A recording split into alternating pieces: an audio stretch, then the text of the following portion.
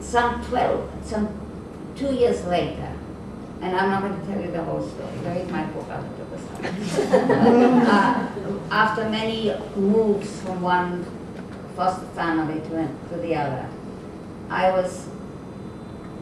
the war had started, and my father was interned as a German-speaking enemy alien, and my mother and I had to move from the coastline because my mother might have been a spy. And we were in Guildford in a little room, and I was throwing up. And in between throwing up, she was reading me David Copperfield. And I remember thinking, that's what I want to do. That's what I'm going to do. Not realizing that in a way I had been doing it. I'd been writing all this time. So I have this little legend that I remember the time that the word being a writer came to me at 12 from reading David Copperfield, from having David Copperfield read. When I had in fact already knew, without having given it a name, the act of writing, of bearing witness. Is one of the classic names for what I was doing. And how does Lucy Melville book come about? I was writing a book called Her First America, which I boast about having taken me 18 years to write. One of the reasons it took me 18 years to write is because I couldn't write it. I couldn't get it done. I couldn't understand it. I couldn't even understand who the main, I knew the male character. I didn't know the female character, the experience, the camera, the eye. And so I stopped and wrote Lucinella, and that took about 6 years. This 150-page book took about 6 years. And then when that was done, and this is totally different. This is about the New York literary set. It's a lark. It was for fun, I thought. And then I went back to this.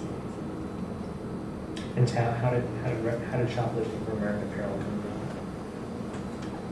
I had written a short thing, which is a part of this where the character is shoplifting for American Apparel. And then Dennis, the publisher, encouraged me to write a novella out of it. And I don't think I could do it, feel satisfied for a long time. But after trying to work on other things, thinking about it more, and feeling like I wanted a book in this series, I was able to write and feel satisfied. How did you expand? If you had this thing that you said, what happened? How did you get it to grow larger? You didn't just put fluff in it. It's all coherent, extremely coherent. That's because the part that I had written didn't encompass the 2 years of the book. It was just one scene. So I didn't expand it and had it stop. And do you think of this one moment of shoplifting when the book originates out as emblematic in any way? No. Yeah. I tried to downplay that with the rest. And when you say downplay, what? Reviewers have said, in a positive way, they say it's scenes from life. What keeps these things together? And what makes shoplifting like another incident? There are multiple instances of shoplifting. It's just written in the same style every time. I think just that makes it another event.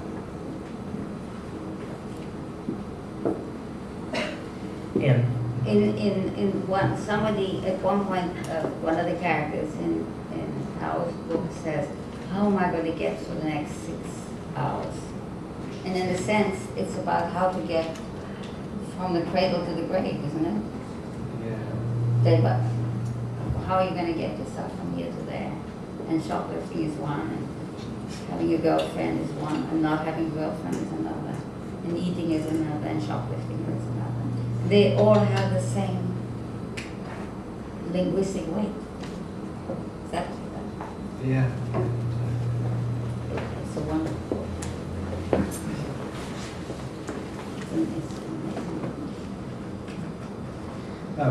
One of the things I wanted to talk about, which is maybe a little bit of a departure, is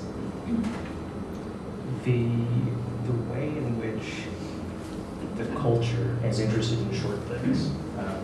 One of the very nice things that somebody said about the Novella series was that it was like well, actually people said two things. One, they said it's the anti-Kindle. You can hold it in your hands and it's beautiful. And it's very nice as an editor to hear somebody like Tao say, I wanted to write a book to fit in this series. But people have also said that this is a great idea because no one has time to read books anymore. And I've been particularly interested to see this argument develop in the reviewing direction. Well, what makes a reviewer review a book? And everyone knows that book reviews are disappearing, and even not only pages of book reviews, certain types of reviews. The LA Times just, I guess, fired is the polite way to say, their reviewer did their round of a week of 3 books. But I found this from a blog called The Fiction Desk, and it's a writer arguing that bloggers in the future are gonna start reviewing almost exclusively novellas because they're shorter. He says, despite their increasing importance to the industry, bloggers don't or rarely get paid, and so the time they can dedicate to their book coverage is limited by work and family commitments. On top of this, it's important to keep blogs going with fresh new content, and if your content is book reviews, those hours can really add up.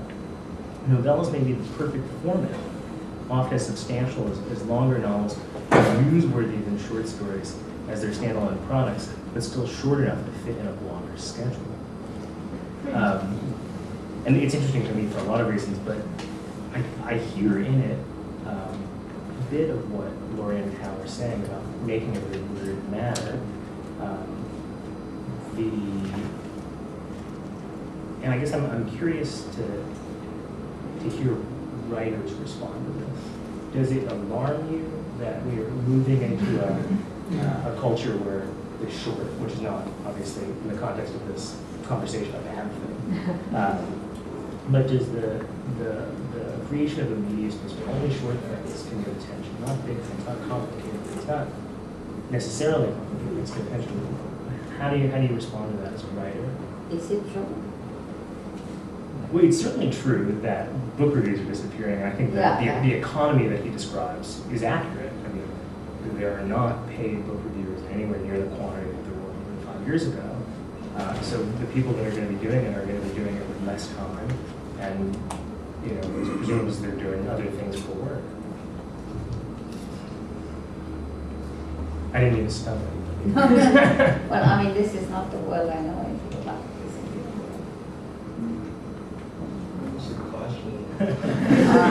Our bloggers will prefer short things to blog about. I don't think so. You don't think so? Do you have any reason why you don't think that's true? I think anyone who's aware of that will just automatically correct themselves against that. I think a reader is a reader. Not when you just read short stuff. Right. Wait, I mean, their entire life isn't about saving time. They won't sacrifice reading longer books just to save time or to make more money. So I don't think that'll happen. Or if it does, it'll be on a very small scale. What, as a reader, makes you pick up a book?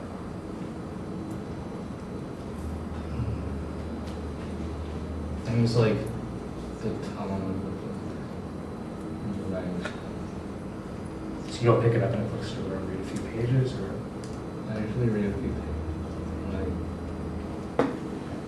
Maddox Ford famously said that take any book, of course you can't do that. Yes, you can do that without books. Open it at page 99. read 99 and you'll know whether you want to, whether you'll understand the tone of mind. And I think there's something to that. You can really pick up a book and spend 3 minutes with it. You won't know what the book is, but you'll know whether this is a mind that you want to spend time with.